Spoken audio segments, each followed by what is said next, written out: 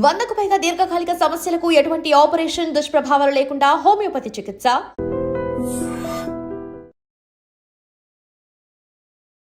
అసలు ఎందుకు గీజర్స్ అనేవి బ్లాస్ట్ అవుతాయి? సో ఎలాంటి గీజర్స్ మనం యూజ్ చేయాలి? గీజర్ని వాడేటప్పుడు మనం ఎలాంటి సేఫ్టీ మెజర్స్ అనేవి తీసుకోవాల్సి ఉంటుంది?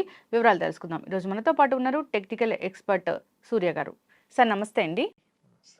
సార్ ఈ మధ్యకాలంలో చూస్తే గీజర్లే మన ప్రాణాలను తీస్తూ ఉన్నాయి.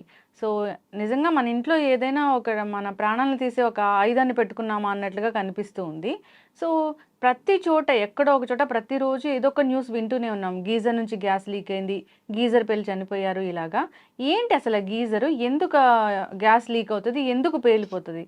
యాక్చువల్లీ గీజర్ గురించి చెప్పుకోవాలంటే మెయిన్ వచ్చేసరికి అక్కడ వచ్చేసరికి ఉండేది ఎలక్ట్రిసిటీ. ఎలక్ట్రిసిటీ ఏంటంటే మనము ఇంట్లో వాడుతున్న వస్తువుల్లో మొత్తం అన్ని ఎలక్ట్రిసిటీతో వాడడం వల్ల ప్రస్తుతం ఉన్న రోజుల్లో ఇంకా వేరే ఆల్టర్నేట్ లేదు. ఎలక్ట్రిసిటీ వాడడం వల్ల తప్పకుండా మన దీన్ని కూడా హీటింగ్ ఎలిమెంట్ని కూడా మనం దీని ద్వారా వాడాల్సి వస్తుంది. అంటే దానివల్ల ఏమిటంటే ప్రస్తుతం ఉన్న రోజుల్లో మనం వచ్చేసరికి మామూలుగా స్విచ్చెస్ ఉంటాయి, ఇవన్నీ సేఫ్టీగా వాడుతూ ఉంటాం. ఇవన్నీ కూడా ఇన్సులేటర్స్, అంటే దీని ద్వారా కొంచెం షాక్ కొట్టి తీవ్రత తగ్గుద్ది. అంటే షాక్ కొట్టినా కూడా వెంటనే ఎస్కేప్ అయ్యే ఛాన్సెస్ ఉంటాయి. కానీ అంటే గీజర్ ఏంటంటే అది గుడ్ కండక్టర్. మీరు వాటర్ లోనే ఎలిమెంట్ ఉంటుంది. ఆ ఎలిమెంట్ ఉండడం వల్ల దానివల్ల ఏ ఇన్సిడెంట్ జరిగినా మీరు దాని నుంచి ఎస్కేప్ అయ్యే ఛాన్సెస్ అన్నది 100కి 100% ఉండదు అన్నమాట. దానివల్ల చనిపోయే అవకాశాలు కూడా చాలా ఎక్కువ ఉంటాయి. మిగతా వాటి ద్వారా ఏంటంటే ఒక 10% అయినా ఛాన్స్ ఉంటుంది, దీంట్లో 10% కూడా ఉండదు ఛాన్స్ అండి. ఎస్, గీజర్లో గ్యాస్ లీక్ అవుతుంది అనేది ఎందుకు సార్, ఎలాంటి కండిషన్స్ లో ఉంటుంది? గ్యాస్ లీక్ అవడం అంటే మన గీజర్ లో టెంపరేచర్ సెటప్స్ ఉంటాయి. ఆ టెంపరేచర్ సెటప్స్ లో థర్మోస్టాట్ అని ఉంటది ఒకటి. అదేంటంటే టెంపరేచర్ ఎక్కువైనప్పుడు హీటింగ్ ఎలిమెంట్ ని ఆఫ్ చేస్తూ ఉంటది, మళ్ళీ అది ఎప్పుడైతే తక్కువైందో మళ్ళీ ఆన్ చేస్తూ ఉంటది. అది ఫెయిల్ అయినప్పుడు ఇది ఓవర్ టెంపరేచర్ బాయిల్ అయిపోతుంది, వాటర్ ప్రెషర్ బిల్డప్ అవుతుంది. దాంట్లో అక్కడ ప్రతి గీజర్ కి ప్రెషర్ లీకేజ్ సిస్టమ్ ఉంటుంది. అక్కడ ఆ లీకేజ్ సిస్టమ్ కూడా ఫెయిల్యూర్ అయితే మీకు ఆ ప్రెషర్ ఎక్కువ బిల్డ్ అయ్యి బ్లాస్ట్ అయ్యే అవకాశాలు ఉంటాయి. ఓకే, అంటే మరి 1, 2 అలా ఉంటాయి కదా, దేంట్లో పెడితే సేఫ్ గా ఉంటుంది? మీడియం పెట్టుకుంటే బెటర్. అది కూడా థర్మోస్టాట్ లేనప్పుడు అంటే కనుక ఇంకా ఆటోమేటిక్ గా ఫెయిల్యూర్ జరిగిపోయినట్టు. థర్మోస్టాట్ లో పెడితే థర్మోస్టాట్ అన్నది ఒక హీట్, అది మనకేంటి ఒక సెన్సార్ అనమాట. ఆ సెన్సార్ అంటే ఇప్పుడు మీడియం పెట్టారంటే ఒక 60 degrees అనుకోండి, ఆ 60 degrees వచ్చినప్పుడు కట్ ఆఫ్ చేస్తుంది. మళ్ళీ అది ఎప్పుడైతే డిక్రీజ్ అయిందో అప్పుడు మళ్ళీ ఆన్ చేస్తుంది అనమాట, ఆటో కట్ ఆఫ్ చేస్తుంది అనమాట. అదే థర్మోస్టాట్ ఫెయిల్ అయినప్పుడు దానికి కట్ ఆఫ్ ఉండదు. ఇంకా మీకు కంటిన్యూ బాయిల్ అవడం వల్ల మీరైనా ప్రెషర్ కుక్కర్ ఉంటుంది, ప్రెషర్ కుక్కర్ మీరు ఆన్ చేస్తారు, దానిలో టెంపరేచర్ పెరిగి బిల్డప్ అయ్యే కదా ప్రెషర్ బయటకు వస్తుంది. ఎప్పుడైతే ఆ ప్రెషర్ మీరు కుక్కర్ లోంచి బయటికి రాలేదో అప్పుడు ఆటోమేటిక్ గా ప్రెషర్ కుక్కర్ కూడా బ్లాస్ట్ అవుతుంది. సేమ్ ఇది కూడా అంతే, ఇక్కడ టెంపరేచర్ అయ్యి వాటర్ బాయిల్ అయ్యి ఎవాపరేట్ అయ్యి ఒక ప్రెషర్ బిల్డప్ అవుతుంది. ఆ ప్రెషర్ బిల్డప్ అవడం వల్ల ఏంటంటే అది ఇంకా దాన్ని ఇంకా స్ట్రెంత్ కోల్పోతుంది, ఇంకా బ్లాస్ట్ అవడం జరుగుతుంది. ఈ థర్మోస్టాట్ అన్నారు, ఇది ఎలాంటి సందర్భాల్లో ఫెయిల్ అవుతుంది? చెప్పలేము, సెన్సార్ ఎప్పుడైనా ఫెయిల్ అవ్వచ్చు, మీరు కొత్త దాంట్లో కూడా ఫెయిల్ అవ్వచ్చు. చాలా ఇంటర్నేషనల్ బ్రాండ్ కొన్నాము, మా గీజర్ పాడైపోయింది అని చెప్తూ ఉంటారు. ఒక రకంగా చెప్పాలంటే గీజర్ లో నేషనల్ లేదు, లోకల్ లేదు. ఏదైనా సరే జాగ్రత్తలు తీసుకోకుండా వాడితే మట్టికి అన్సేఫ్. ఓకే, గీజర్ ని సేఫ్ గా వాడుకోవాలంటే ఎలాగా? గీజర్ ని సేఫ్ గా వాడాలంటే మినిమం ఒక 15 to 20 లీటర్స్ కెపాసిటీ ఉన్న గీజర్స్ తీసుకోవాలి. ఇప్పుడు ఇన్స్టెంట్ అని చెప్పి వచ్చిన వాటర్ వచ్చేస్తున్నాయి, కానీ అదేంటంటే మీరు స్నానం మీరు వెళ్తారు, స్విచ్ ఆన్ చేసుకుంటారు, షవర్ బాతో లేకపోతే బకెట్ లోనే ఫిల్ చేసుకుంటారు. అది ఫెయిల్ అయిందంటే ఇమీడియట్ గా షాక్ కొడుతుంది, మీరు అక్కడే ఉంటారు, చుట్టూరు వాటర్ ఉంటుంది, ఇంకా ఎస్కేప్ అయ్యే ఛాన్సెస్ ఉండవు. డైరెక్ట్ బాడీ షాక్ కొడుతుంది, ఇక మనం అంతా కొలాప్స్ అయ్యి. ఇదే సిచ్యువేషన్ కి ఒక ఇన్సిడెంట్ చెప్తున్నాను మీకు. మైదీపట్నం దగ్గర లంగర్ హౌస్ అని ఉంటుంది, అక్కడ MBBS డాక్టర్ న్యూలీ మ్యారీడ్ అయ్యింది, జస్ట్ ఒక 6 months 1 year లోపే అవుతుంది ఇన్సిడెంట్.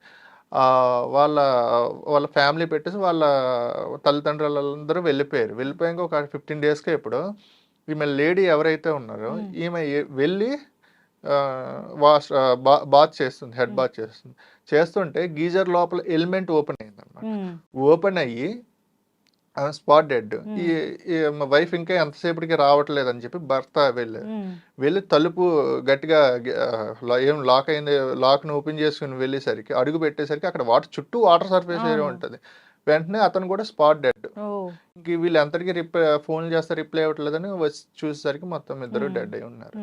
ఇలాగేంటంటే ఇన్స్టెంట్ గీజర్స్ని ఎప్పుడు రికమెండ్ చేయకూడదు. ఓకే ఇన్స్టెంట్ గీజర్ రికమెండ్ చేయడం వల్ల అంటే ఫెయిల్యూర్ దాంట్లో మామూలు దాంట్లో కన్నా ఎక్కువ ప్రమాదాలు జరిగే అవకాశం ఉంది. ఈ 15-20 లీటర్ గీజర్ ఎందుకు రికమెండ్ చేస్తున్నామంటే ఈ 15-20 లీటర్ గీజర్స్ స్టోరేజ్ ఉంటుంది. 15-20 లీటర్స్ స్టోరేజ్ ఉంటుంది. మీరు బాత్కి వెళ్ళి ముందే దీన్ని హైలో పెట్టుకుంటారు, మీడియంలో పెట్టుకుంటారు, ఆన్ ఒక 5 మినిట్స్ ముందు 10 మినిట్స్ ముందు ఆన్ చేసుకుని మీరు వెళ్ళి ముందు స్విచ్ ఆఫ్ చేసుకుని వెళ్తే ఈ 20 లీటర్ స్టోరేజ్ ఉంటుంది, ఇనఫ్. ఒక పర్సన్ కి 15-20 లీటర్స్ ఇనఫ్ బాత్ కి. అంటే దాంతోపాటు కూల్ వాటర్ కూడా కొంచెం మిక్స్ అవుతుంది కాబట్టి నియర్లీ 30-40 లీటర్స్ మనకు వస్తుంది. ఒక బాత్ కి 40 లీటర్స్ అన్నది ఇనఫ్ మనకి. దాని గురించి 15-20 లీటర్స్ రికమెండ్ చేస్తున్నాను తప్ప లేకపోతే అది కూడా అన్రికమెండబుల్. ఓకే ఏదేమైనా గీజర్ అనేది అంత సేఫ్ అయితే కాదు. అస్సలు సేఫ్ అంటూ ఏమీ అసలు గీజర్లో ఇంట్లో ఉన్న వస్తువుల్లో ప్రమాదకరమైనది గీజర్. గ్యాస్ సిలిండర్ కన్నా ప్రమాదం. గ్యాస్ సిలిండర్స్ అయినా బర్నింగ్ ఇవన్నీ అవి బయటికి ఎస్కేప్ అవడానికి ఉంటుంది, కానీ ఇది ప్రాణాలే తీసేస్తుంది గీజర్. ఎస్ అండి. సో అయితే గీజర్ ఖచ్చితంగా మస్ట్ అండ్ షుడ్ అయిపోయింది. సో ఈ గీజర్ ని ఎన్నాళ్ళకి ఒకసారి సర్వీసింగ్ చేయిస్తే మంచిది అంటారు? గీజర్ ని సర్వీస్ ఎవ్రీ 6 months కి 1 year ఒకసారి చెక్ చేయించుకుంటే బెటర్. కానీ అది ఎలా ఉంటది అంటే అక్కడ ఉన్న వాటర్ బట్టి కూడా ఉంటది.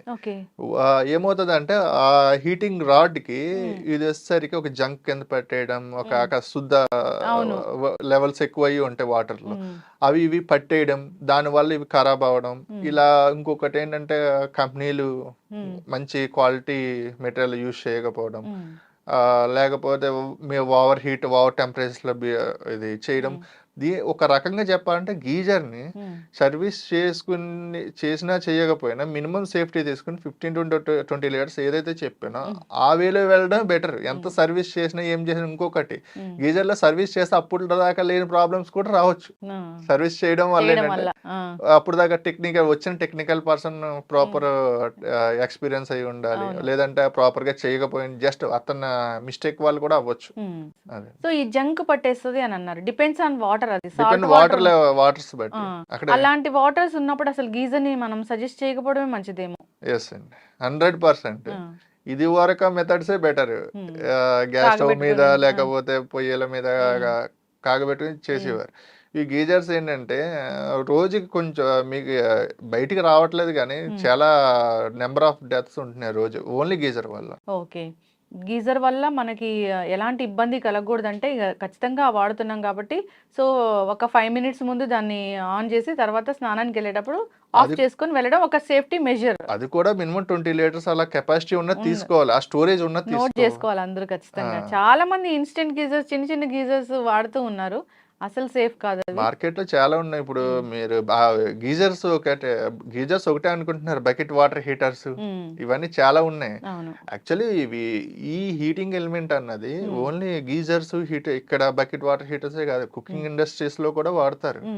మీకు ఎగ్జాంపుల్ KFC ఉంటది, ఫ్రై చేస్తా అంటే అక్కడ హీటింగ్ ఎలిమెంటే ఉంటది, కానీ అది సేఫ్ మెథడ్ లో వాడతారు వాళ్ళు.